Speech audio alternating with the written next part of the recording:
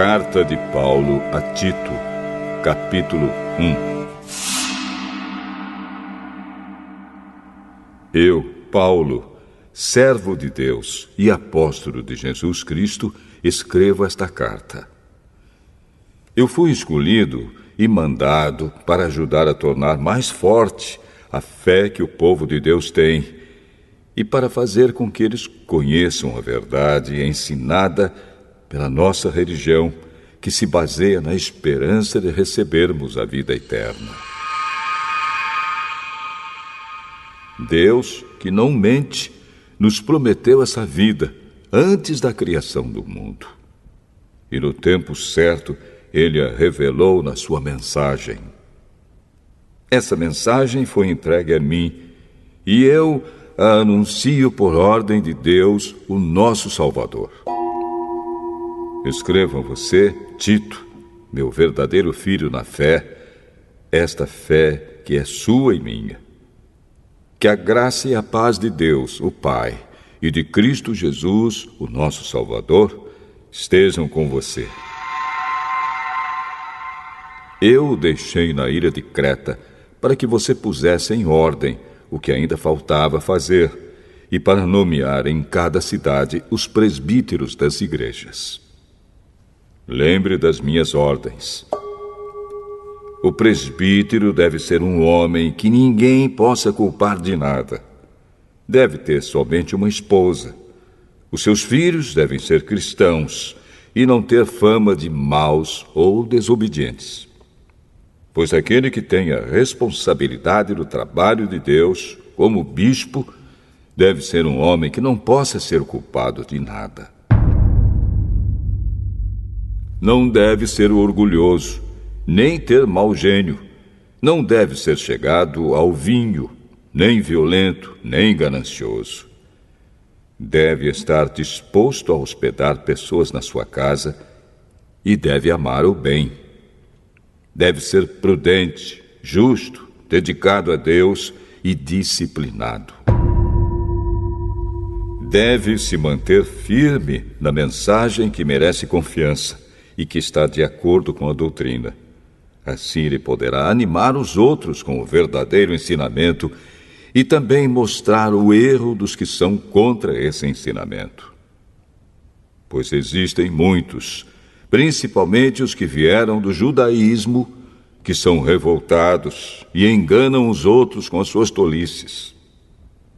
É preciso fazer com que eles parem de falar, pois estão atrapalhando famílias inteiras por ensinarem o que não devem, com a intenção vergonhosa de ganhar dinheiro. Foi justamente um deles, um profeta da ilha de Creta, quem disse: os cretenses só dizem mentiras. São como animais selvagens. São uns preguiçosos que só pensam em comida. E ele tinha razão quando disse isso. Portanto, você tem de repreender duramente esses falsos mestres para que sejam sadios na fé e parem de dar atenção a histórias inventadas por judeus e a ensinamentos humanos que vêm de pessoas que rejeitam a verdade. Tudo é puro para os que são puros, mas nada é puro para os impuros e descrentes, pois a mente e a consciência deles estão sujas. Eles dizem que conhecem a Deus, mas o que eles fazem mostra que isso não é verdade. Estão cheios de ódio, são rebeldes e não são capazes de fazer nenhuma coisa boa.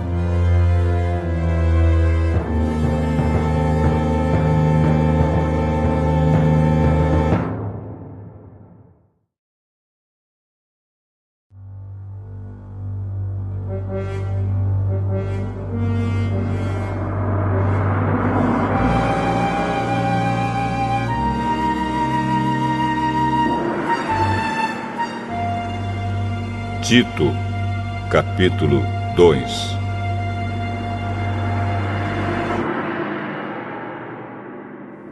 Mas você, Tito, ensine o que está de acordo com a doutrina verdadeira.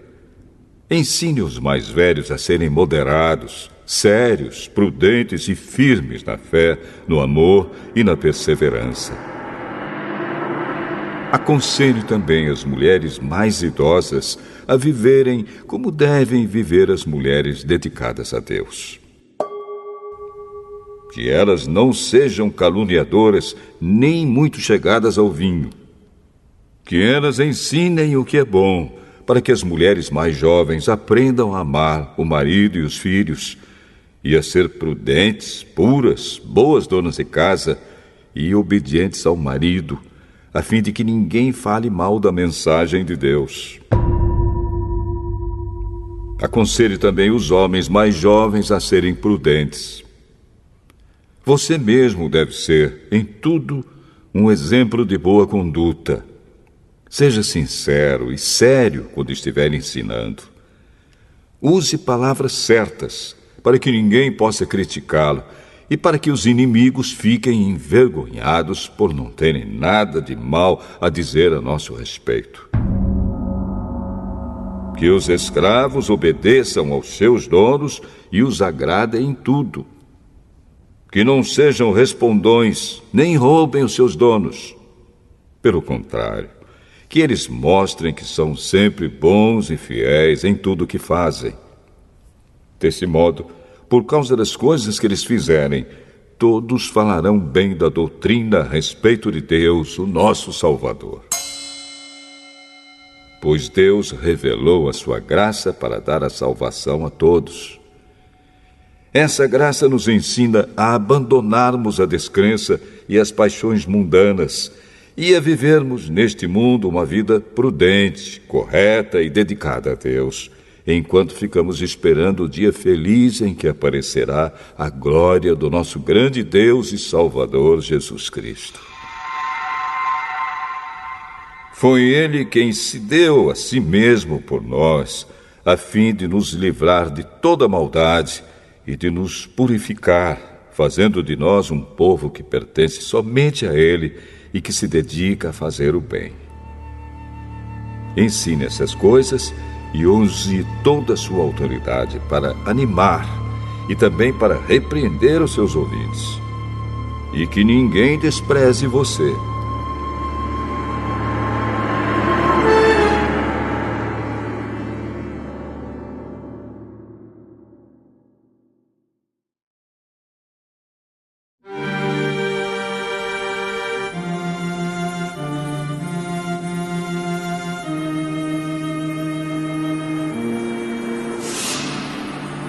Tito, capítulo 3. Recomende aos irmãos que respeitem as ordens dos que governam e das autoridades, que sejam obedientes e estejam prontos a fazer tudo o que é bom. Aconselhe que não falem mal de ninguém, mas que sejam calmos e pacíficos e tratem todos com educação. Pois antigamente nós mesmos não tínhamos juízo e éramos rebeldes e maus. Éramos escravos das paixões e dos prazeres de todo tipo e passávamos a nossa vida no meio da malícia e da inveja. Os outros tinham ódio de nós e nós tínhamos ódio deles. Porém, quando Deus, o nosso Salvador, mostrou a sua bondade e o seu amor por todos, Ele nos salvou porque teve compaixão de nós e não porque nós tivéssemos feito alguma coisa boa. Ele nos salvou por meio do Espírito Santo, que nos lavou, fazendo com que nascêssemos de novo e dando-nos uma nova vida. Deus derramou com generosidade o seu Espírito Santo sobre nós, por meio de Jesus Cristo, o nosso Salvador. E fez isso para que, pela sua graça, nós sejamos aceitos por Deus e recebamos a vida eterna que esperamos. Esse ensinamento é verdadeiro. Quero que você, Tito, insista nesses assuntos para que os que creem em Deus se interessem em usar o seu tempo fazendo o bem. Isso é bom e útil para todos. Mas evite as discussões tolas, as longas listas de nomes de antepassados, as brigas e os debates a respeito da lei dos judeus.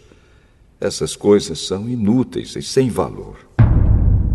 Se uma pessoa causar divisões entre os irmãos na fé, aconselhe essa pessoa 1 ou 2 vezes, mas depois disso não tenha nada mais a ver com ela.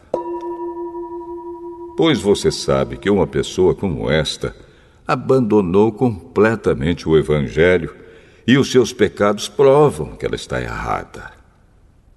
Quando eu lhe mandar o irmão Ártemas ou o irmão Tíquico, faça o possível para ir se encontrar comigo na cidade de Nicópolis, pois resolvi passar o inverno lá.